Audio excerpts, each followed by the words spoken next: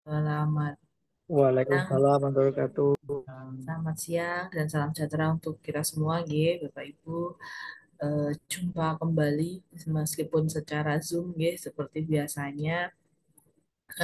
Ini mohon maaf, mungkin saya banyak hutangnya, tapi insya Allah nanti segera saya selesaikan. Mungkin untuk kelas RPL yang kelas besar, saya kan ada dua perhutangan nih ya Bapak Ibu ya. Yang pertama untuk yang Ekokes dan untuk yang Renvalkes. Nah, untuk yang Ekokes sebenarnya hanya kurang dua materi Bapak Ibu. Nah, nanti satu materi adalah penganggaran kesehatan dan satunya adalah evaluasi anggaran. Nah, untuk penganggaran kesehatan ini, saya nanti akan share, sudah ada rekaman suaranya, sehingga Bapak Ibu bisa saat kosong, senggang nanti dipelajari sendiri. Gitu kan. Sementara untuk kurangnya berarti satu yang evaluasi anggaran. Kemudian kan saya juga hutang belum UTS dan UAS. Nanti insya Allah akan saya share, kalau soalnya sudah saya share di Spada. Nanti untuk UTS di Spada seperti biasa 30 soal saja Bapak Ibu, multiple choice untuk yang ECOFAST. Kemudian jangan lupa untuk ECOFAST Bapak Ibu saat hafal UAS ECOFAST sehari sebelum, misal jadwalnya hari Sabtu. Kalau nggak salah nanti UASnya, hmm, kalau yang reguler kan per 14 Juli. Biasanya yang non-reg itu di awal, yang non-reg dulu. Jadi hari Sabtu sebelum 14 Juli. Berarti 13 ya, atau 12. Nah, itu berarti bisa dikumpulkan di tanggal itu, nggih, Bapak Ibu. Jadi untuk ekokus nanti nilainya dari UTS, UAS, kuis, dan tugas. Oke. Kemudian yang hutang yang kedua adalah yang Renval. Untuk yang Renval kurang lebih masih banyak yang belum. Nah, ini hari ini insya Allah saya selesaikan untuk Renval. Jadi saya langsung sepil aja yang kira-kiranya nanti saya keluarkan di ujian. Nanti sama eh, UTS, UAS. Oke. Untuk yang Renvalkes. Nah, sebenarnya ada tuh, kayaknya saya ekokes tugasnya sudah banyak. Jadi yang Renval kita ini dulu aja deh, pakai UTS dan UAS dan kuis untuk yang Renval. Ya, jadi sedikit refresh mungkin Bapak Ibu lupa. Ya. Jadi kalau untuk perencanaan dan evaluasi, kemarin kita sudah belajar terkait rencana strategis ya dengan berbagai macam apa namanya metode untuk menemukan strategi yang tepat bagi organisasi, kemudian rencana operasional, di mana tahapannya mulai dari kemarin prioritas masalah, kemudian menentukan penyebab masalah.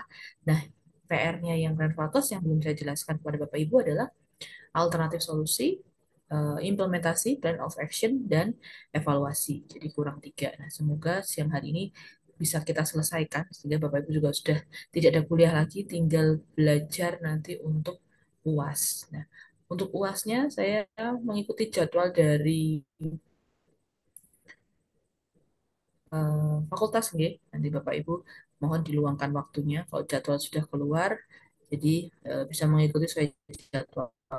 Tapi apabila nanti ada yang terkena susulan untuk UASnya. Jadi yang penting Bapak Ibu mengikuti, mengerjakan ya, nanti biar bisa mendapatkan nilai maksimal. Oke, itu perantara dari saya untuk dua hutang ya Bapak Ibu. Semoga kita selesaikan hari ini. Izin melanjutkan, yaitu untuk yang Renvalkes, ya, materi selanjutnya yang belum saya sampaikan adalah berkenaan dengan alternatif solusi. Setelah kemarin kita menemukan penyebab ya, menggunakan beberapa metode, ada Fishbone, HL, kemudian bisa pakai flowchart dan lain sebagainya. Penyebab ya, penyebab dari masalah itu sendiri. Nah, penyebab itu kemudian biasanya tim manajemen akan menyusun bagaimana untuk mencari solusi mengatasi penyebab masalah tersebut. Nah, nanti di analisis situasi atau alternatif solusi ini juga ada tekniknya ya, kemudian juga ada cara untuk memilih solusi solusi implementnya. Kalau dari definisi jelas ya Bapak Ibu namanya solusi atau solution ya, mengubah menjadi keadaan yang diharapkan atau bisa diartikan sebagai cara pemecahan atau disesuaikan dengan kondisi yang ada di organisasi. Nah, secara teori ada beberapa teknik dalam penyusunan alternatif solusi. Nah, saya yakin nih Bapak Ibu kan apa namanya pasti ada beberapa yang pimpinan atau manajer di perusahaan atau organisasinya. Nah, seorang pimpinan atau manajer di sebuah perusahaan harus memiliki kemampuan dalam identifikasi masalah sampai menentukan solusi. Karena mau nggak mau, yang ditanyai pasti gimana Pak? Iya Pak, dia Pak ya Pak. Nah, itu adalah pada pimpinan atau di bagian manajer dan pimpinan di organisasi. Nah, sebenarnya ada banyak cara, Bapak Ibu, untuk menemukan solusi-solusi terkait problem yang ada di organisasi, kalau secara teori. Yang pertama bisa menggunakan research analysis and experimentation. Ada namanya no action analysis, ada dengan quick survey, literature review, comparison of real world experiences, development of typology, kemudian analog, metafor, dan sinetik, brainwriting, dan visual. Apa ini, Bu? Nah, ini sekali lagi saya ingatkan, ini kan secara teori. Sebenarnya, secara tidak langsung Bapak Ibu sudah melakukan hal-hal ini dalam mengatasi problem yang ada di perusahaan atau instansi Bapak Ibu bekerja. Kita bahas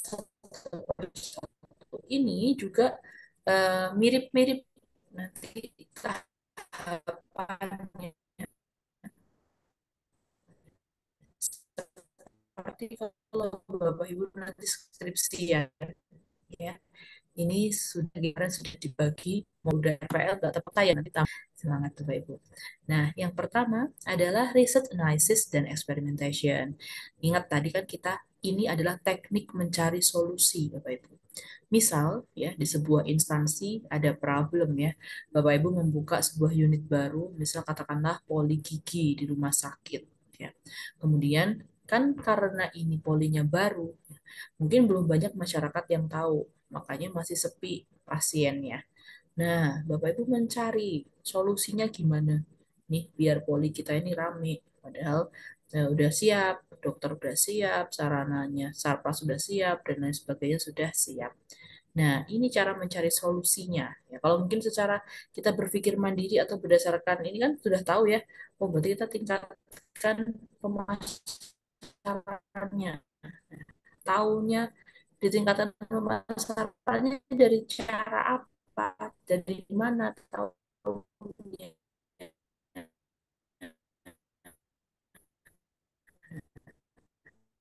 Salah satunya adalah dari research atau penelitian dan eksperimen. Di sini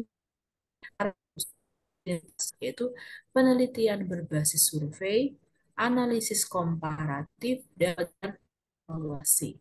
Nah, ini juga merupakan biasa ini skripsi dengan data kuantitatif ya, survei kuesioner. Jadi kalau tadi masalahnya rumah sakit yang sepi tadi, saya bisa bikin kuesioner, saya share ke masyarakat. Sebenarnya butuh pelayanan poli gigi yang seperti apa sih? Nah, ini kita ada nih poli gigi. Kurangnya apa? Nah, itu survei, nanti ketahuan jawabannya. Itu bisa menjadi solusi. Kemudian analisis komparatif. Analisis komparatif ini karena ini riset, jadi kita membandingkan poli di rumah sakit kita dengan poli yang sudah ada, mungkin yang sudah ramai atau menjadi langganan masyarakat kalau periksa gigi. Nah, itu juga by research. Kemudian penelitian evaluasi. Nah, kita juga bisa melakukan evaluasi pelayanan di rumah sakit selama ini. Kira-kira yang kurang apa? Nah, itu untuk melakukan perbaikan untuk pembangunan poli yang baru. Nah, tiga hal ini dilakukan untuk menjaring informasi di mana nanti pihak manajemen manajemen bisa menemukan solusi yang sesuai dengan yang ada di organisasi. Jadi output dari teknik ini adalah solusinya apa. Bisa kita survei, cari tahu, bisa kita bandingkan aja lah dengan poli sebelah. Oh, poli sebelah dia ada diskon atau ada paket. Misal periksa sekali besoknya potongan atau kalau misal periksa apa tambah gratis upscaling atau apa. Nah, seperti itu. Jadi kita bisa komparatif dengan pesaing atau hanya based on evaluasi. Evaluasi dari sebelumnya. Kemudian siapa sangka bahwa dalam mencari solusi itu juga no action, ya tidak melakukan apa-apa ya. Jadi eh, alternatif ini dengan tidak melakukan apa-apa terhadap masalah yang diselesaikan. Nah, prinsipnya kenapa Bu kok malah nggak ngapa-ngapainnya? Bahwasanya kalau di sini prinsipnya adalah analisis tanpa tindakan dapat membantu mengklarifikasi sasaran proyek. Ini lebih kepada jadi kita mendiamkan problem tersebut gitu kan sampai terklarifikasi sendiri. Nah, analisis ini juga menggarisbawahi kebutuhan terhadap satu tindakan dan juga sebaliknya. Jadi biasanya fokus pada satu tindakan solusi sambil kita nunggu teratasi enggak. Ya. Dapat memberikan kerangka korelasi antara perencanaan proyek yang bersifat spesifik dengan rencana yang bersifat komprehensif. Jadi kita nggak harus selalu ke susu, Bapak Ibu. Jadi kalau dengan mendiamkan suatu problem, nanti kelihatan perencanaan kita yang secara komprehensif nanti seperti apa yang perlu diperbaiki ke depannya. Kemudian dapat menjadi solusi terbaik untuk pengakuan bahwa persoalan itu tidak mudah dan kemungkinan besar persoalan tersebut tidak akan menemukan solusi yang optimal. Nah, kadang-kadang no action analysis memang dilakukan pada masalah yang besar dan memang belum nemu solusinya gitu. Makanya ya udahlah nggak kita apa-apain dulu. Nah, ini eh, salah satu contoh no action analysis. Kemudian ada lagi dengan quick survey. Teknik quick survey yang Bapak Ibu lakukan untuk tugas itu juga masuk quick survey ya. Ya meskipun dengan menggunakan kuesioner, biasanya quick survey ini menjaring semua alternatif yang digagas oleh setiap pihak secara formal ya, bisa dengan survei sistematis via telepon baik terhadap sesama analis maupun orang lain dengan syarat orang tersebut pernah terlibat dalam masalah yang serupa, memahami literatur yang relevan. Jadi kalau quick namanya quick survei cepat. Nah, biasanya memang di sini identifikasi solusinya bisa menggunakan telepon atau WhatsApp menanyakan pada pihak yang sekiranya pernah terjadi. Nah, jadi tadi kalau masalahnya ada di rumah sakit tadi, kita bisa jadi telepon ke tim pemasaran RS pesaing misal tetangganya. Dulu pas awal bangun poli apa yang dilakukan nih biar laris. Nah, itu quick survey. Mereka akan memberikan masukan atau ya langsung via telepon kepada misal pasien butuhnya yang seperti apa sih poli gigi yang dipengen kita kurangnya apa ya kok masih sepi dan lain sebagainya itu juga merupakan quick survey. Kemudian ada juga yang merekam dan mengklasifikasikan alternatif yang diusulkan dalam forum pertemuan publik, public hearing, media massa, dan lain sebagainya. Teman-teman, Bapak Ibu juga sering lihat ya, kalau di media itu kadang ada jajak pendapat bersama publik mengundang pemerintah, masyarakat dan para apa namanya pemangku kebijakan. Nah, di situ quick survey tuh bisa langsung tanya solusinya apa. Jadi kita mengadukan masalah kemudian nanti mendapatkan solusi.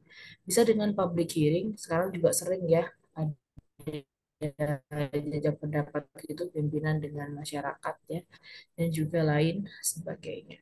Ini untuk quick survey. Kemudian ada namanya literatur review. Nah, ini yang paling menurut saya mencari solusi yang paling murah meriah ya ibaratnya. Jadi teknik literatur review ini mencari solusi dengan meninjau referensi. Biasanya Bapak Ibu bisa membaca literatur terkait atau membaca mungkin jurnal-jurnal yang judulnya terkait dengan problem tadi. Apa ya upaya meningkatkan jumlah pasien di poli gigi. Nah, udah baca aja. Nah, jadi kalau referensi ini bukan sumber alternatif solusinya juga ya secara langsung, tapi alternatif solusi tersebut dirumuskan dari berbagai lesson learn atau best practice yang terdokumentasikan dari referensi yang termuat dalam buku. Nah, makanya biasanya buku-buku yang dibaca oleh manajer atau direktur itu yang bersifat gini ya, misal tips and trick apa gitu kan mengatasi yang sulit.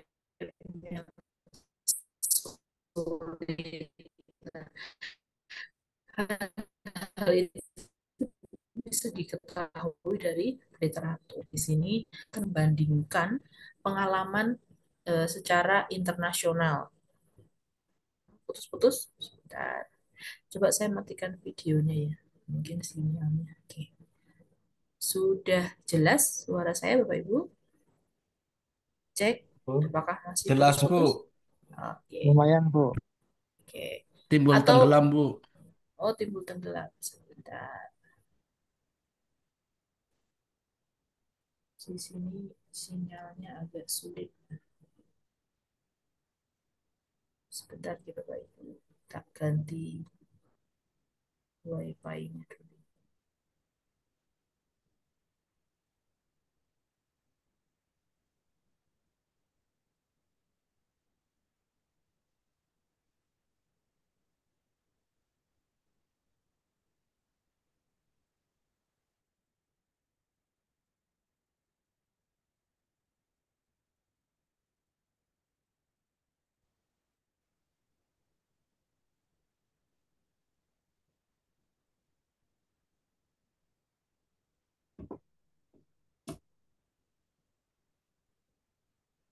Apakah sudah jelas Bapak Ibu?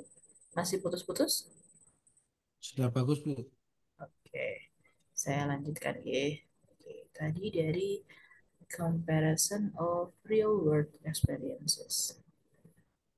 Jadi teknik yang lain yang bisa Bapak Ibu gunakan kalau lagi buntu mencari solusi untuk problem yang ada, ya. Oke, adalah membandingkan dengan pengalaman yang ada secara internasional atau di dunia. Ini sebenarnya hampir sama dengan konsepnya dengan literatur tadi ya. Jadi biasanya di sini eh, melihat pengalaman masalah itu secara global atau di internasional, biasanya itu dituliskan dalam sebuah reference atau gagasan-gagasan artikel gitu kan, di mana nanti di dalamnya itu biasanya ada beberapa pertanyaan atau menjawab pertanyaan terkait mengapa alternatif tersebut diambil, alternatif lain apa yang tanggalkan dari tanggal sampai akhirnya terpilih. Apakah alternatif tersebut mengalami modifikasi? Siapa yang setuju? Siapa yang menentang? Dan bagaimana sumber pembiayaannya? Jadi biasanya kalau di internasional saat membuat artikel atau penulisan terkait ini ya problem yang ada di organisasi itu disebutkan. Jadi, oh ada problem di secara internasional juga terkait sulitnya pendanaan misal di bidang kesehatan. Nah, nanti solusinya apa? Biasanya itu juga bisa dijadikan dasar kita. Jadi ini hampir mirip sebenarnya dengan literatur. Jadi kita baca referensi dari luar atau pengalaman dari internasional. Cuma namanya aja. Ini membandingkan dengan the real world experiences. Kemudian ada lagi development of typologies. Kalau di sini adalah menganalisis alternatif solusi dengan menggunakan pengembangan tipologi. Yang tipologi itu pada dasarnya adalah list making process atau terdiri dari tiga tahapan. Identifikasi kelompok yang terkena dampak, jadi siapa yang terkena dampaknya. Identifikasi kemungkinan respon unsur-unsur kelompok itu terkena dampak, mengembangkan instrumen spesifik untuk menyampaikan beberapa alternatif yang menjanjikan dan dapat diterima oleh unsur kelompok yang terkena dampak. Jadi kalau development typology namanya kan tipologi ya. Jadi kita membuat problem itu ya, atau solusi itu disesuaikan dengan kelompok yang terdampak. Jadi kalau misal tadi kita polinya sepi ya. Jadi kelompok yang terdampak kan otomatis di manajemen rumah sakitnya. Nah, kira-kira apa ya instrumen yang cocok untuk mengidentifikasi solusi dari kira-kira masukan dari internal rumah sakit itu apa? Begitu juga mungkin untuk nanti kelompok yang di masyarakat karena yang menjadi sasaran dari pasar polinya. Ini sebenarnya hampir sama seperti survei, cuman dispesifikkan kelompok yang terdampak untuk development development of typology. Nah, ini lebih ke secara bahasa, ada juga yang dengan cara analog, metafor, dan sinetik. Kalau analog dan metafor ini upaya pencarian solusi dengan mengkaji masalah situasi yang serupa. Jadi dianalogikan dengan masalah lain yang serupa. atau metafora, ini kan secara bahasa ya. Misalnya kalau ada yang hampir mirip itu yang dijadikan patokan. Kedua metode ini dapat membantu mendefinisikan masalah dan menentukan alternatif yang mungkin. Nah, terkadang kita gagal memperoleh solusi yang tepat karena kita tidak menyadari bahwa masalah yang kita anggap merupakan masalah baru itu ternyata merupakan masalah lama. Nah, jadi bisa jadi Bapak Ibu selama mungkin bekerja terus muncul ya suatu masalah. Mungkin Bapak Ibu ngiranya itu masalah baru, padahal setiap misalnya katakanlah akhir tahun ya, masalah itu selalu muncul. Nah, kenapa terjadi? Nah, karena mungkin tidak diatasi sedari dulu. Jadi muncul lagi, dan muncul lagi masalah tersebut. Kemudian ada juga teknik dengan brainwriting ya. Ini kan secara namanya ya. Sebenarnya kalau brainwriting ini juga hampir mirip seperti focus group discussion. Nah, di sini ditemukan oleh Horst Geska di Institut Basel, Frankfurt, Jerman, di mana metode ini biasanya mengumpulkan 10 orang anggota, ya, maka akan ada 10 ide yang dihasilkan. Untuk satu ide yang dihasilkan nanti dalam sesi curah gagasan, yaitu biasanya idenya nanti dengan cara pemimpin, ada pemimpinnya ya di diskusinya, memprakarsai dengan menaruh lembaran di kertas yang mengandung beberapa isyarat tertulis. Jadi misal kita tuliskan idenya tadi, meningkatkan pemasaran rumah sakit, katakanlah ditulis seperti itu.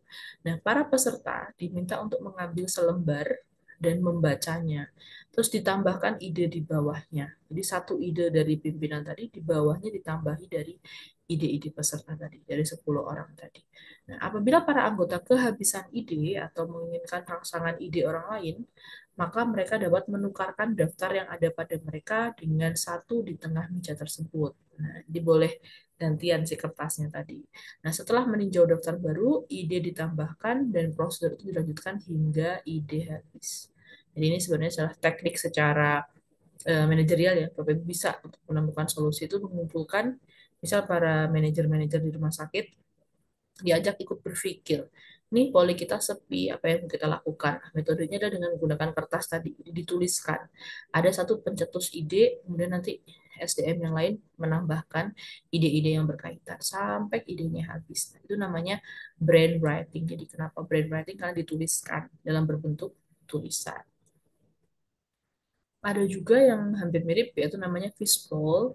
Kalau fishbowl ini ya kalau dalam bahasa Indonesia kan wadah, mangkok mangkok ikan. Di sini teknik fasilitasi yang cukup efektif untuk membangun mutual understanding, khususnya di antara mereka yang memiliki latar belakang atau pekerjaan yang berbeda. Kalau tadi 10 orangnya bebas ya dari siapa saja.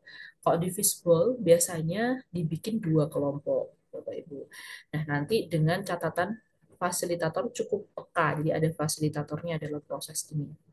Kalau secara runtutan, ya, yang pertama itu kita sampaikan tujuan diskusi. Misal tadi tujuan diskusinya mencari solusi untuk meningkatkan jumlah pasien di Polikiki Rumah Sakit X. Ya.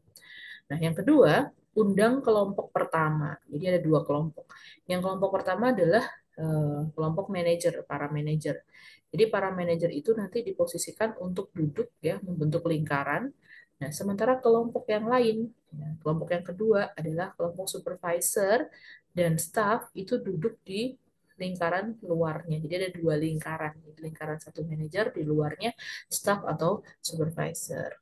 Kemudian, minta kelompok lingkaran pertama mendiskusikan satu topik atau pertanyaan dan minta kelompok di luar untuk mendengarkan baik-baik. Topik tadi didiskusikan oleh para manajer, yang staff tadi mendengarkan. Kemudian dilanjut buka ruang komentar atau pertanyaan bagi semua orang di ruangan. Ya. Setelah diskusi, ya, boleh komentar tuh dan boleh bertanya. Ya. Kelima, berganti peran. Jadi yang tadi di tengah yang manajer, nah, gantian. Jadi para staf ada di tengah dan berdiskusi menjadi pendengar. Kalau ada lebih dari dua kelompok, maka akan digilir. Jadi gantian semuanya bisa mendengarkan, menyimak, dan juga memberikan masukan. Ini sebenarnya lebih ke teknik ya. Kalau dilihat secara ini ya, diskusi, ya, fokus group discussion, cuman tekniknya menggunakan fishbowl. Jadi ada dua kelompok yang dibedakan. kelompok manajer dan kelompok staff yang saling berdiskusi untuk mencari solusi. Jadi ada list tadi yang didiskusikan itu bisa menjadi solusi, nanti dipilih mana yang akan dilakukan oleh rumah sakit.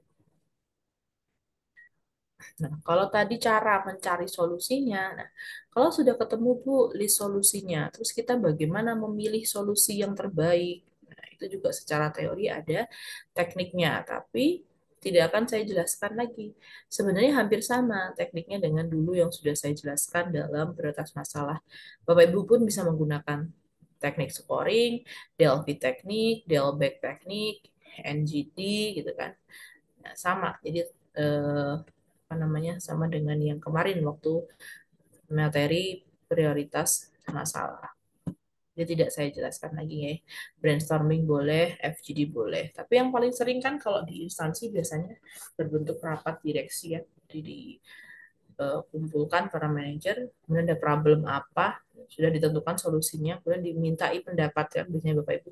Enaknya piye ya Pak? Mungkin rame, nah, terus didiskusikan terus gini aja, gini aja, gini aja, nanti dananya dari sini, sini, sini. Jadi dibahas dalam sebuah fokus group discussion atau rapat direksi. Oke, untuk anak sudah kita analisis solusi. Nah, kemudian apabila sudah ditentukan solusinya, kemudian Bapak Ibu akan menyusun POA atau disebut dengan Plan of Action. Kalau di rumah sakit biasanya namanya adalah RUK, Rencana Usulan Kegiatan, atau kalau yang sudah di ACC namanya RPK, Rencana Pelaksanaan Kegiatan. Nah, kalau di rumah sakit biasanya beda-beda ya namanya. Jadi intinya eh, plan atau rencana yang akan dilakukan dalam jangka waktu tertentu. Setelah solusi itu dipilih ya. Misal oke, kita meningkatkan pemasarannya. Terus apa nih program atau cara untuk meningkatkan pemasarannya? Ini adalah contoh implementasinya. Jadi kalau kemarin kita mulai dari penyebab masalah ya, sudah ketemu misal langsung aja di bagian solusi.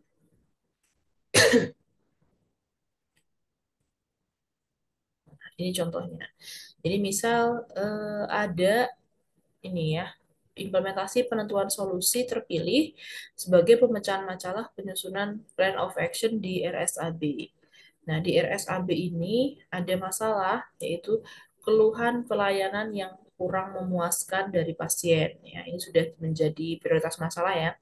Penyebabnya apa sih kok ada pasien yang tidak puas dengan pelayanan di RSAB? Ternyata kalau dilihat dari segi SDM atau people-nya masih rendahnya atau kurangnya skill keterampilan dari sebagian besar petugas kesehatan yang berhadapan langsung dengan pasien. Kok dari proses, prosedur pelayanan yang diakses pasien terlalu rumit dan berbelit-belit sehingga menimbulkan rasa jenuh serta membutuhkan waktu akses yang semakin lama. Nah, dari produk pelayanan kesehatan di rumah sakit kurang lengkap, jadi sangat penting ya. Jadi harusnya lebih lengkap biar pasien itu mau balik lagi. Nah, ini kan beberapa identifikasi faktor penyebab. Kemudian, nah, dari beberapa faktor penyebab itu yang dijadikan yang mau diatasi terlebih dahulu ya adalah yang faktor penyebab dari people, yaitu rendahnya keterampilan atau skill petugas kesehatan untuk berhadapan langsung dengan pasien. Ya kan udah nemu nih, kemudian alternatif solusi ditentukan dari 10 orang ya 10 kelompok ini. Misal meningkatkan keterampilan skill, mengadakan pelatihan tenaga kerja, meningkatkan akses prosedur, menyediakan pelayanan kesehatan yang lengkap. Kan ada 4 tuh Bapak Ibu. Nah kan nggak mungkin rumah sakit menyelesaikan semua. Nah, terus dipilihlah solusi. Jadi sama seperti masalah. Dari 4 ini, kalau ini saya contohnya menggunakan metode MER, MEER, ya. Jadi untuk melihat kira-kira mana nih eh, kalau secara metodologi, efektivitas, efisiensi, dan relevan. Jadi kalau MER itu kategori yang dilihat adalah metodologinya, mana yang lebih gampang, efektif enggak, mana yang lebih efektif, efisien enggak, mana yang lebih efisien dan relevan. Jadi solusi ini relevan dengan masalahnya. Udah kita diskusi aja dengan manajer. Ini contoh ya. kemudian untuk di jumlah. Nah, nanti di soal ujian juga ada hitung-hitungan ya, jadi Bapak Ibu siap-siap, tapi hitungan kecil kok, sederhana. Di jumlah ya, di sini di jumlah nilai, kemudian yang mendapatkan nilai tertinggi adalah yang menjadi pilihan ya. Nomor satu, mengadakan pelatihan untuk tenaga kerja. Ini solusi yang diambil untuk mengatasi keluhan tadi, ketidakpuasan pasien. Setelah memilih, tidak sampai di situ. Nah, Bapak Ibu sebagai manajer, itu kan pimpinan harus menyusun plan of action-nya, pelatihan itu, ya, tujuannya apa. Ya, di sini judulnya langsung ditentukan. Pelatihan komunikasi terapeutik petugas kesehatan terhadap pasien. Kemudian menentukan tujuan, nanti bisa dibaca sendiri ya. Jelas ya tujuannya meningkatkan pengetahuan dan skill. Terus jangan lupa menentukan indikator keberhasilan. Jadi program Bapak Ibu tadi berhasil itu saat apa? Nah, ini kan Bapak Ibu juga kayaknya KKN-an nggak sih? Nih, untuk bagian KKN ya, untuk yang nggak konversi. Nah, nanti kalau mau mengadakan penyuluhan, pelatihan, terus jelas indikator keberhasilannya apa. Misal tujuannya meningkatkan pengetahuan, berarti indikator keberhasilan ya yang minimal 80% dari sasaran tadi pengetahuannya meningkat. Nah, diukur dengan apa? Menggunakan pretest dan post-test. Ya, biasanya dibantu kuesioner. Kemudian meningkatkan kemampuan petugas. Kalau ini pengetahuan, yang ini kemampuan. Indikator keberhasilannya 60% kemampuan komunikasi terapeutik pada petugas kesehatan meningkat. Kalau kemampuan juga bisa dengan pretest post-test atau dengan observasi. Kemudian peningkatan penerapan 5S, salam, senyum, sapa, sopan, santun terhadap pasien. Ini juga indikator keberhasilan 80% sudah diterapkan. Biasanya cara melihatnya dengan observasi ya. Misal tadi pas sasarannya adalah petugas di customer service, ya udah kita observasi, kita lihat berapa orang yang sudah melaksanakan salam, senyum, sapa, sopan, dan santun. Ya tadi untuk mengatasi biar nggak ada keluhan lagi dari pasien, udah jelas ramah nanti.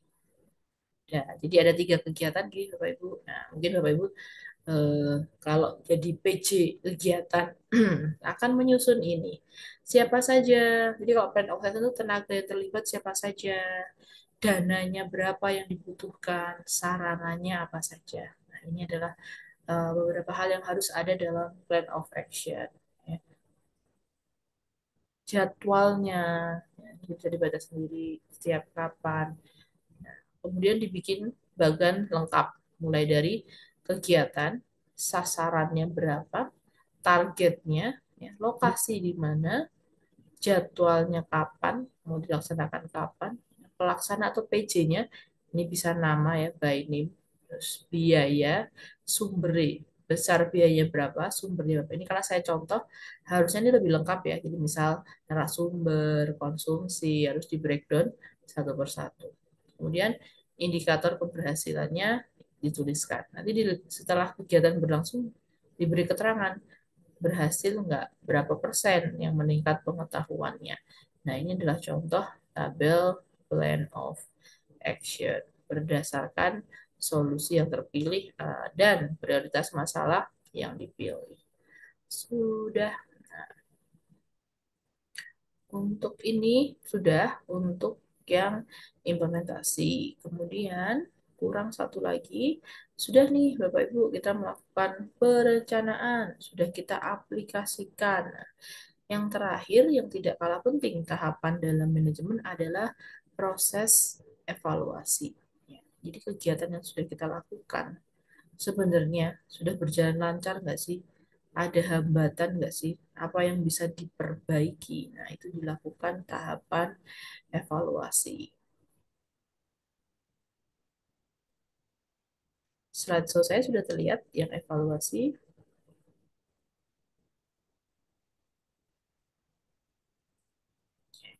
Nah, ini ya, yang evaluasi. Nanti kalau pengertian Bapak Ibu bisa baca sendiri, langsung aja. Kesimpulannya, ya, evaluasi itu proses penilaian kegiatan atau tindakan yang mengacu pada tujuan awal. Jadi namanya evaluasi kita pengen tahu sih visi misi kita, tujuan kita tercapai nggak sih setelah dilakukan kegiatan ya. Apakah tercapai, memberikan manfaat nggak sih ya, dan masa depannya lebih baik nggak sih dari cara kita nanti untuk mengambil kebijakan atau mengambil suatu keputusan. Tujuannya jelas adalah untuk memberikan masukan untuk perencanaan program, kelanjutan, perluasan, dan penghentian program, dan juga eh, masukan untuk modifikasi program. Nah, evaluasi ini ada beberapa bentuk, Bapak Ibu. Ada yang diklasifikasikan berdasarkan bentuknya dan waktu. Kalau bentuk diklasifikasikan menjadi evaluasi diagnostik, formatif, dan sumatif. Sementara kalau waktu ada evaluasi kontinu, sewaktu, rutin, dan kontraktual. Untuk berdasarkan bentuknya, ya beda dari evaluasi diagnos, formatif, dan sumatif diantaranya. Kalau evaluasi diagnos, ini biasanya digunakan untuk menentukan apa yang penting dan apa yang dibutuhkan. Atau kata lain yang bisa menggambarkan evaluasi diagnostik adalah need assessment process. Jadi penilaian kebutuhan. Ya, kita mengevaluasi sambil melihat saja nih butuhnya apa tuh, kurang apa sih. Nah, itu diagnostik ya. Jadi bisa dilakukan di awal, tengah, akhir, pokoknya saat berjalan itu bisa dilakukan evaluasi diagnostik. Nah, bedanya dengan evaluasi formatif dan sumatif, kalau evaluasi formatif itu biasanya evaluasi dilakukan pada saat proses berjalan atau programnya lagi berjalan. Bisa dilakukan secara rutin, apakah per bulan, triwulan, ya, semester, atau tahunan, sesuai dengan kebutuhan dari organisasinya. Nah, kalau sumatif, nah, nanti keluar nih ujian. Jadi ada cerita, nah itu termasuk evaluasi apa. Yang penting Bapak Ibu tahu bedanya. Kalau formatif tadi saat berjalan, nah kalau sumatif ini adalah evaluasi penilaian hasil-hasil yang telah dicapai secara keseluruhan dari awal sampai akhir. Nah, biasanya kalau sumatif namanya sum ya, dijumlahkan berarti sum, berarti di akhir melakukannya. Biasanya evaluasi ini di akhir proyek ya, sesuai dengan jangka waktu proyek dilaksanakan. Ya, untuk proyek yang memiliki jangka waktu 6 bulan, ya, maka evaluasi sumatif dilakukan menjelang akhir bulan ke-6. Jadi kalau sumatif itu ya tinggal melihat aja, membandingkan dengan tujuan atau sasaran tadi tercapai nggak, yang kurang apa, itu di akhir biasanya. Kalau formatif bisa saat berjalan, ya bisa di tengah-tengah bulanan, triwulan, itu fungsinya juga mengevaluasi biar nanti ke depannya prosesnya bisa lebih cepat atau bisa ada yang lebih diperbaiki. Nah, ini kalau secara gambarannya ya, kalau dari sisi waktu, ini ada maksudnya. Kan ini early stage, ini waktu, sampai later stage. Biasanya kalau gampangnya dicontohkan kan misalnya proyek pembangunan ya, atau eh, ya proyek pembangunan katakan. Jadi kita kan kalau pembangunan itu kan punya target. Misalnya gedung ini akan selesai dalam jangka waktu 1 tahun. Nah, kalau kita mau lihat saat proses pembangunannya, yang kita lakukan adalah evaluasi formatif. Jadi bisa di awal, tengah, saat berjalan, atau hampir menuju selesai. Yang dilihat kalau formatif apa? Implementation-nya dan progresnya. Ya. Tadi di rencana kita bisa kok cuman pakai bahan baku 10 juta misalnya. Dilihat progresnya. Di tengah kegiatan, setengah tahun, itu sudah tinggal berapa bahan bakunya. Yakin cukup hanya 10 juta. Nah itu Bapak Ibu berarti melakukan formatif. Atau dari segi keamanannya ya. Aman nggak ini, ada kecelakaan kerja nggak, butuh apa kira-kira. Nah itu adalah evaluasi formatif.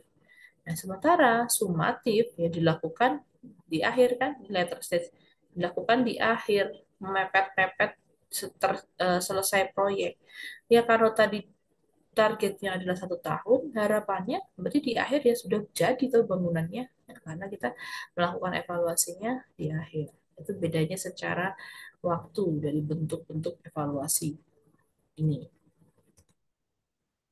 Nah, ini perbedaan ya, nanti kok agak blur. Jadi Ada evaluasi formatif dan sumatif tadi dibedakan dari 5 aspek ya, dari tujuannya, sasaran, pelaksana, sifat khusus, pengukuran. Nah, beberapa tadi sudah saya sampaikan, yang belum aja ya. Kalau di pelaksana, Bapak Ibu, biasanya evaluasi formatif itu dilakukan oleh evaluator internal atau internal yang ada di organisasi. Sementara kalau evaluasi sumatif itu biasanya yang evaluasi eksternal. Misalnya kalau Bapak Ibu di Puskesmas yang melakukan evaluasi kan mungkin dari dinas ya. Jadi eksternal dari organisasi. Kemudian yang beda lagi adalah pengukurannya.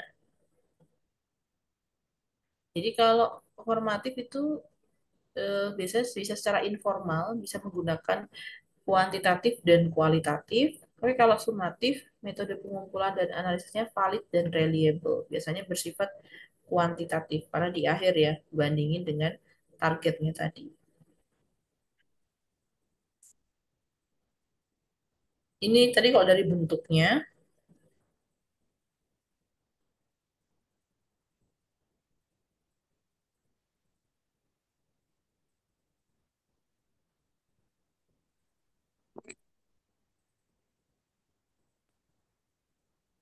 sebentar Bapak Ibu.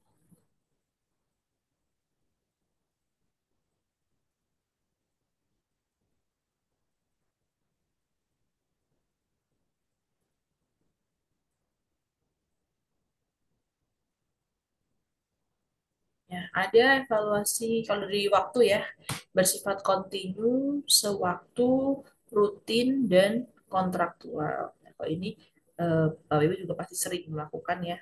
Jelas kalau kontinus itu biasanya evaluasi kan gak hanya sekali, pasti berkelanjutan atau sebutannya continuous evaluation. Di sini untuk membantu memantau perkembangan. Tadi makanya bisa dilakukan di awal, tengah, akhir, atau sewaktu. Nah, kalau untuk evaluasi sewaktu ini biasanya hal-hal yang darurat. Ya, misalnya terjadi sesuatu mendadak gitu, ada problem jeder, ada mati lampu atau jeder apa, nah terus langsung dilakukan evaluasi krisis atau darurat. Nah, biasanya itu diminta pimpinan untuk pengambilan keputusan yang sulit atau memilih sesuatu. Jadi butuh evaluasi secepatnya. Kemudian rutin, jadi evaluasi periodik biasanya dilakukan secara rutin pada pertengahan waktu, tergantung macam program dan jangka waktu pelaksanaan programnya. Apakah jangka pendek, jangka menengah, atau jangka panjang. Kemudian kontraktual, ini evaluasi yang dibuat berdasarkan kontrak dalam jangka waktu tertentu. Mungkin menjadi bagian kegiatan rutin atau khusus dari manajemen. Biasanya sudah disepakati. Nanti kita akan evaluasi di tanggal sekian, bulan sekian, tahun sekian. Itu biasanya bersifat kontraktual.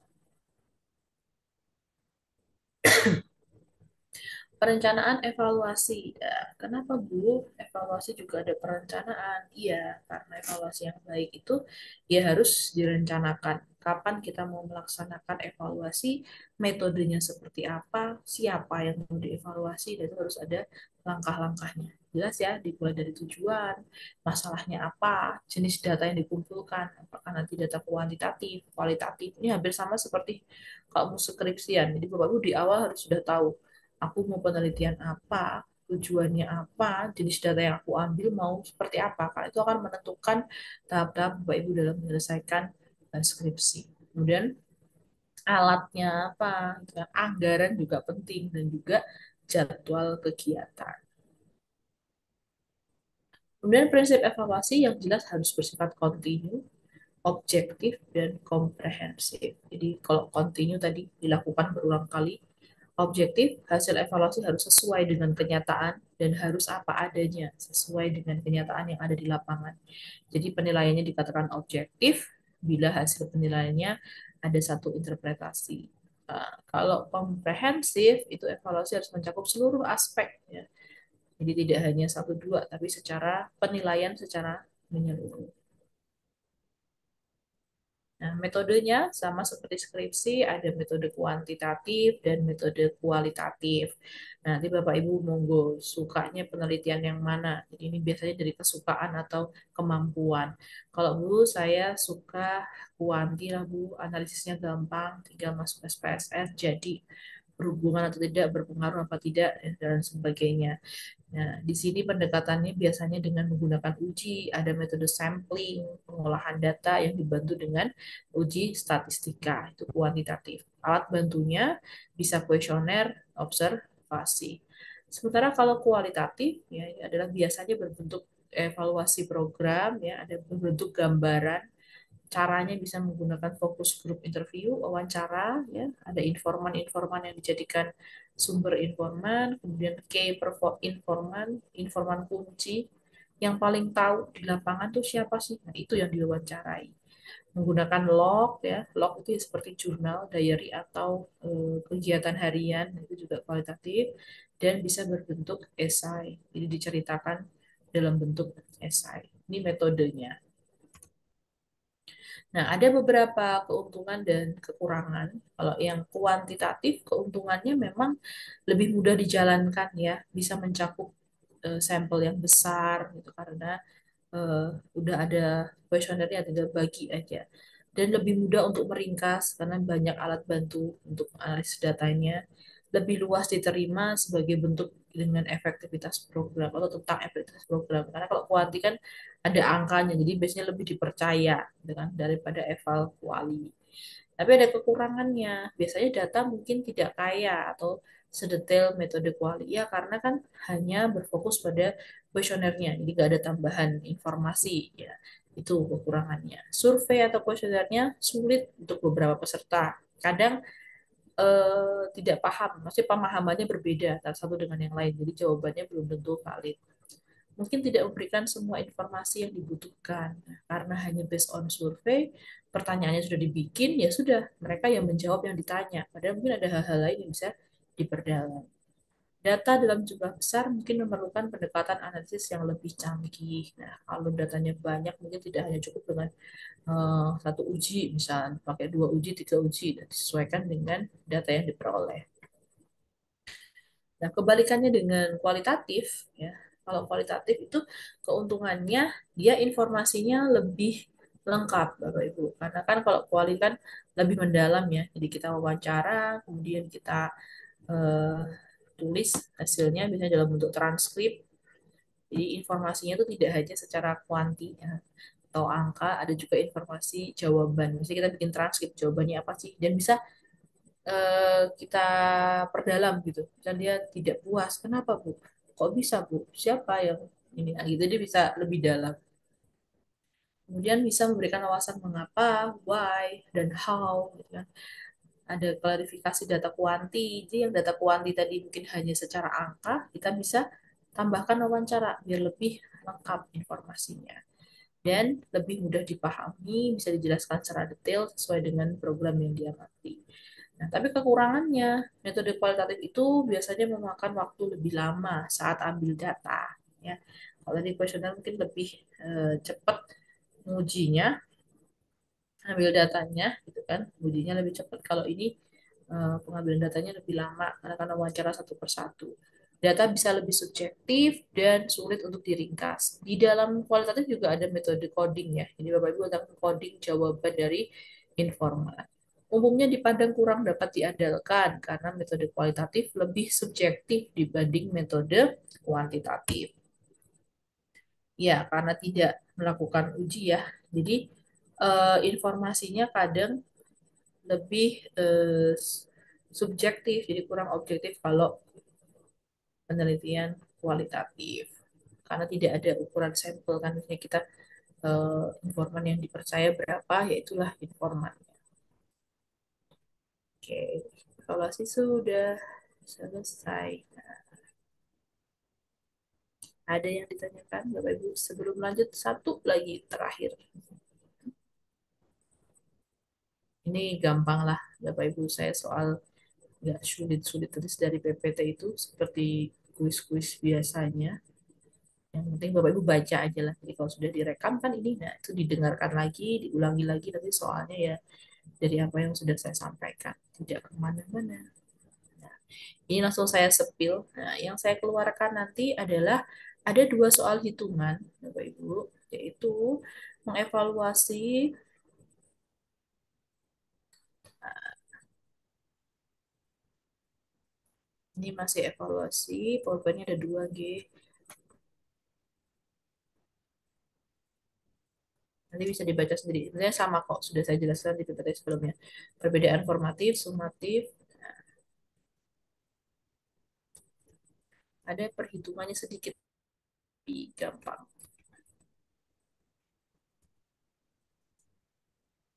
Nah, ini kriteria evaluasi. Di kriteria evaluasi itu, nah, ini yang saya keluarkan ini soalnya. Kriteria evaluasi kan ada relevansi, adekuasi, progres, pemerataan dan keadilan, efisien, efektivitas, kualitas, kelayakan, transformasi, dan dampak. Nah, kriteria evaluasi ini ya biasanya kalau relevan itu biasanya rasionalisasi program dibandingkan dengan kebijakan umum. Relevan nggak? Nah, itu evaluasinya begitu. Cukup Bapak Ibu nempelin kebijakannya apa, realnya apa. Nah, itu harus bersifat relevan dengan kebijakan yang ada. Ya. Yang kedua adalah adekuasi atau kecukupan. Nah, ini nanti yang keluar di ujian satu soal yang ini hitungan. Ini mudah. Ini melihat ya jumlah eh, yang dilakukan itu sudah bisa mengatasi masalah kesehatannya enggak? Adequacy of adequacy dibagi dua, ada yang effort dan ada yang performance. Nah, nanti keluar nih. Saya sepilih ya Bapak Ibu, gampang kok rumusnya. Jadi satu soal, yang ini satu soal, jangan lupa dipelajari. Nah, nanti soalnya kurang lebih seperti ini. Misal untuk menurunkan angka kesakitan ya. Jadi pelayanan kesehatan mencanangkan 17 ya program gitu yang mau dilakukan. Ternyata seiring berjalannya waktu yang dijalankan hanya 12 jenis. Pengen tahu ya, kira-kira bisa nggak mengatasi masalah kesehatannya dari 12 itu. Kemudian dihitunglah adequacy of effort-nya.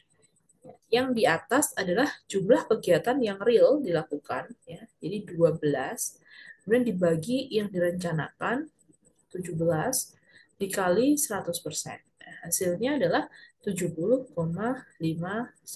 Nah, ini berarti upaya Yankes ya dalam mengatasi angka kesakitan itu baru sebesar 70,59%. Masih ada sisanya yang belum dilaksanakan. Nah, simple nggih. Ini untuk melihat evaluasi secara kecukupan. Jadi hanya evaluasi secara umum, Bapak Ibu. Kalau untuk evaluasi secara khususnya, nanti akan ada perhitungan yang lebih rigid.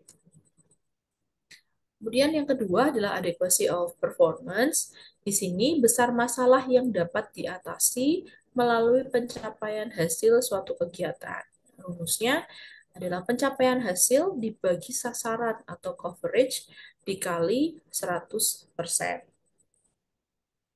Kalau di sini contohnya, misal kita kunjungan Bumil 3.000 orang per tahun, ya, coverage-nya 4% dari jumlah penduduk. Nah, frekuensi kunjungannya adalah 4 kali ya untuk satu bumil. Nah, coverage-nya padahal harusnya 4.800 gitu kan. Jadi udah diketahui datanya ya. Nanti juga kurang lebih seperti ini. Jadi coverage-nya 4.000 ya. Kunjungannya baru 3.000. Nah, bagaimana nih adequacy of performance-nya? Jadi 3.000 dibagi 4.800 dikali 100%. Ketemunya adalah 62,5%. Berarti ya, sisi yang baru diatasi baru sebenarnya sebesar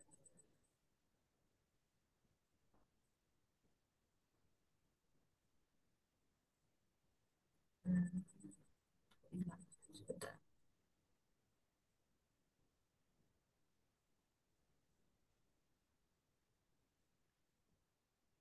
Ya, sudah muncul kembali ya.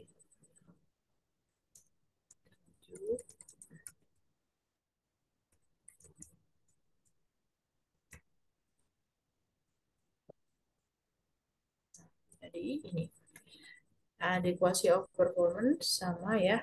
Jadi pencapaian hasil kegiatan dibagi coveragenya atau sasarannya. Ya, ketemunya 62,5. Berarti yang belum diatasi adalah sebesar 37,5%. Sisanya. Ini performance-nya itu baru 62. Ya, targetnya 4.800, yang datang baru 3.000. Ya. Kalau progres, perbandingan rencana dengan kenyataan. Itu jelas ya, prinsip evaluasi. Informasi yang diperlukan adalah kemajuan pelaksanaan program dibandingkan dengan penggunaan resource, kesesuaian pencapaian dengan rencana, informasi faktor penunjang dan penghambat, informasi tindakan koreksi terhadap penyebab hambatan. Jadi koreksinya itu seperti apa? Ada equity, efisiensi. Nah, ini nanti Bapak Ibu, kalau skripsian mau apapun judulnya, mau peminatan apapun, Bapak Ibu harus tahu standarnya atau pembandingnya. Jadi kita tidak bisa menyimpulkan, misal, oh ini X, ini Y, tidak baik, ini kurang, tanpa ada standar. Jadi kadang bukan dari judul, Bapak Ibu, kalau menurut saya mau skripsi. Dasarnya dulu ya, problem. Jadi problemnya apa dan standarnya apa. Kan problem itu kan gesekan atau kesenjangan ya antara apa yang kita hadapkan dengan apa yang ada di lapangan atau yang terjadi ya di organisasi. Nah, kalau efisiensi ini enggak sih, enggak saya keluarkan. Yang dilihat hanya dari segi output dibandingkan dengan input. Ya, kalau secara gampangnya kita mau mengatakan itu efisien apa tidak ya, kita outputnya berapa? Pasiennya 1.000, tapi eh, apa namanya inputnya kita lebih daripada itu, membutuhkan biaya yang lebih besar misalnya. Jadi eh, hasil itu kita tidak bisa menilainya secara satu sisi ya. Jadi kita harus lihat inputnya, waktunya, metodenya, bahan-bahan yang digunakan gitu. Bisa juga bisa dilihat itu kalau teknis, efisiensi teknis. Efisiensi yang lain adalah dari biaya. Jadi efisiensi nggak hanya dari dana ya. Ini juga bisa dilihat secara teknisnya. Kalau dia dirasa lebih ribet, kenapa kita harus mencari cara yang krempong gitu. Kalau ada cara yang lebih mudah. Nanti dibaca sendiri. Sudah. Alhamdulillah selesai Bapak Ibu. Nah, kira-kira ada yang ditanyakan? Boleh. Tentang perkuliahan atau yang lain boleh. Atau mungkin tugasnya atau mau sharing-sharing boleh Bapak Ibu. Mau curhat boleh tentang Mungkin pembimbing atau tips and trick mungkin dosen tanya sedikit pembimbing. Bu. Oke, boleh Pak. Ya, mungkin kalau boleh soalnya dikeluarkan lebih lebih dulu Bu, baru nanti di sepada kita sudah kalau bisa kita sudah selesai kita tinggal upload-upload gitu Bu. Karena kalau pas ujian kita mungkin takutnya pas barengan ada pekerjaan gitu Bu. Oh gitu. Nanti gak ujian dong kalau gitu. Ya, Berarti tetap Bapak ujian tuh Bu. seperti penugasan nanti. Nanti saya kasih ini aja apa sepil-sepilnya. Kan kalau UAS itu kan saya ngikuti kampus ya. Ini Bapak Ibu nanti bisa lihat sepada tak sepil dulu. Jadi Bapak Ibu, nah, saya nggak merubah soal kok. Biasanya ya dari ya kuis dari itu Pak nggak merubah banyak. Tinggal dihafalin aja jawabannya apa, tinggal milih-milih. Oh iya, soalnya kalau deh nggak apa-apa deh. Soalnya kalau ujian fakultas waktunya dibatasi nih Bapak Ibu. Kalau saya kan biasanya seharian. Nah, nanti biasanya kalau fakultas itu ya di jam itu sampai jam itu. Misal jadwal saya jam siang ya, 30 menit ya dari jam 1 sampai misal 13.00 ya 13.30. Biasanya di pas. Jadi mungkin Em, Bapak Ibu untuk menyiapkan. antisipasi hal tersebut Bu, mungkin bisa ini apa bisa didulukan soalnya supaya kita mungkin bisa susun dulu, baru nanti waktu jadwal ujian kita tinggal upload-upload gitu Bu. Oh gitu. Oke, nanti saya share di sepada. Tapi saya belum tanya untuk karakteristik soalnya seperti apa. Jadi nanti saya infokan di sepadang ya untuk itunya. Mungkin teman-teman setuju atau ada sanggahan? Setuju, setuju, setuju Pak. Oh, oke Bu, Setuju. Setuju Pak udah itu. 50 lebih Masa satu setuju Bu, berarti quorum Bu. Setuju bunyi, bunyi, bunyi. lah Bapak Ibu gampang ah masa kesulitan sulit tuh Pak. Kalau ujian soalnya sulit-sulit tuh Bapak Ibu. bukan sulit Bu, karena mungkin waktunya yang bersamaan tuh waktu kita yang Oh, mungkin tidak bisa dedicated ke sana Bu. Takutnya malah nanti sudah diajar berkali-kali masih salah aja gitu. Karena kita nggak ada waktu untuk ininya Bu. Karena ya kita semua hampir semuanya sudah bekerja semua sih Bu. oke. Ya, Oke, mungkin ya itu Bu siap Pak. bisa dipertimbangkan. Terima kasih Bu. Oke, ada lagi, mungkin Bapak Ibu. Mungkin nanti akan diundang Bu Titi ya. Biasanya tips and trick Bapak Ibu kan ini sudah boleh skripsian gitu Bapak Ibu, sudah boleh bimbingan dari sekarang. Jadi sudah dibagi dosen pembimbing. Kalau tips dari saya biasanya adalah Bapak Ibu bikin timeline mundur. Ya. Kalau Bapak Ibu hitungannya mau on time, ya Bapak Ibu ini kan tahun 2025. Berarti on time-nya Bapak Ibu itu adalah wisuda di bulan Oktober nanti. Sorry, sorry. Iya benar, Oktober. Ya, tapi Mei pun itu masih boleh, tinggal wisudanya nggih. Tapi kalau amannya, berarti kan Bapak Ibu harus sudah sidang itu 2 bulan. Jadi kalau wisuda Oktober ya Bapak Ibu ya, itu yudisiumnya 1 bulan sebelum. Jadi sebelum Oktober apa? September kan? Nah, September tuh yudisium. Berarti sidangnya 1 bulan sebelum yudisium. Agustus. Ya, minimal itu sidang ya. Berarti kan waktunya agak mepet, tapi ya aman-amannya September lah. Bapak Ibu sudah sidang. Jadi biar prosesnya gampang. Tapi kalau ikut di Mei 2026 itu Bapak Ibu masih sebenarnya masih on time. Cuman yang penting sidangnya sudah selesai. Jadi tinggal wisuda. Jadi monggo ini di apa ya? Dibikin timeline masing-masing biar nanti skripnya bisa lulus bersama. Itu ya dari saya Siap Ibu, semangat. terima kasih. Oke. Kalau mau ini kan mungkin saya belum berpisah secara Zoom dengan Bapak Ibu. Mungkin saya mohon maaf semisal dalam perkuliahan atau dalam apapun itu ada salah ya Bapak Ibu, baik sengaja maupun tidak. Semoga bisa menjadi silaturahmi masih terjaga gitu. Bapak Ibu monggo semisal butuh konsultasi atau apa di luar perkuliahan masih boleh, terutama mungkin yang kakak ya kalau butuh diskusi dan sebagainya saya masih bisa meskipun jarak memisahkan iya, tapi insya Allah silaturahmi bisa dijalin terus nggih.